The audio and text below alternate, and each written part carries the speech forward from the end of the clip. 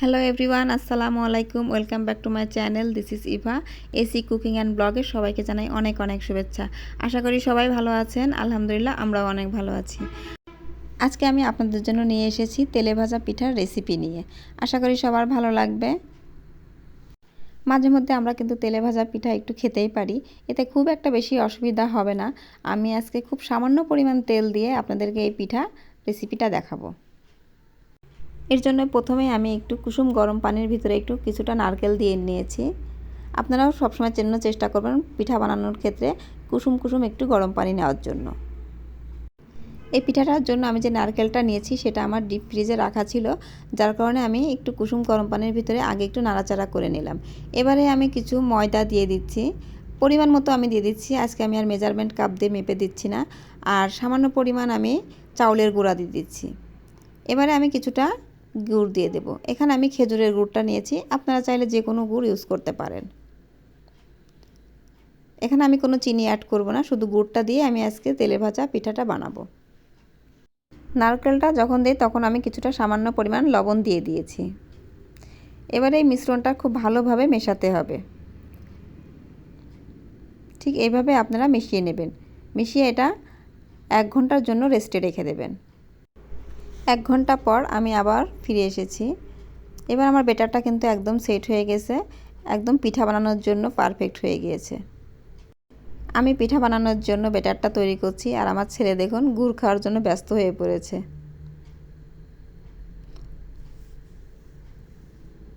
তো আমরা চলে এসেছি, এবার পিঠাটা আমরা তৈরি করব। এর জন্য আমি সামান্য পরিমাণ তেল নিয়েছি। তেলটা অবশ্যই গরম করে নিতে হবে। গরম করার পরই ব্যাটারটা কিছুটা পরিমাণ দিয়ে দিতে হবে। তো প্রথমটা আমার কিন্তু হয়নি, প্রথমটা একদম ফুলেও নেই। আপনাদেরও কিন্তু এরকমটা হতে পারে, কোনো ভয়ের কিছু নেই, টেনশনের কোনো কারণ নেই। এটা স্বাভাবিক। প্রথমে দুইটা একটা পিঠা এভাবে নষ্ট হবে, তারপরে আস্তে আস্তে পিঠা ঠিক হয়ে যাবে। আমার কিন্তু দ্বিতীয় পিঠাটাও আমার নষ্ট হয়ে গিয়েছে। নষ্ট বলতে এটা ফুলেনি ভালোভাবে, যেমন ফোলার দরকার ছিল তেমনটা ফুলেনি। আমি কিন্তু এটা স্কিপ করে যেতে পারতাম, কিন্তু আমি শুধুমাত্র আপনাদের বোঝানোর জন্য স্কিপ করিনি, কারণ এটা একদমই সাধারণ একটা ব্যাপার। যে পিঠা তৈরি করে সে নিজেও জানে যে এটা এমনটাই হয়।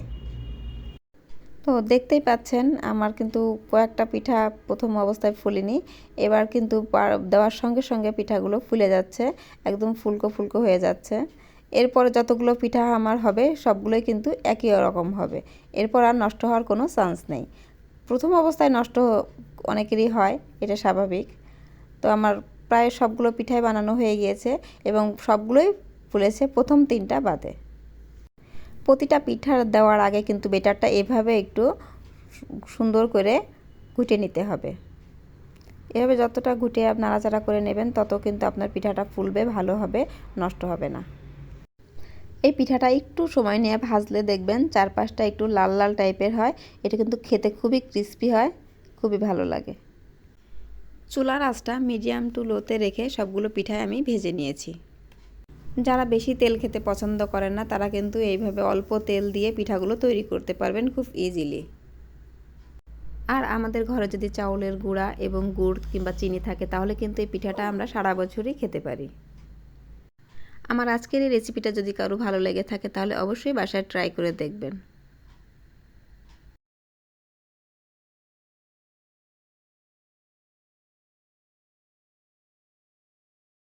আজকের মতো এখানেই বিদায় নিচ্ছি। দেখা হবে নেক্সট কোনো ভিডিওতে।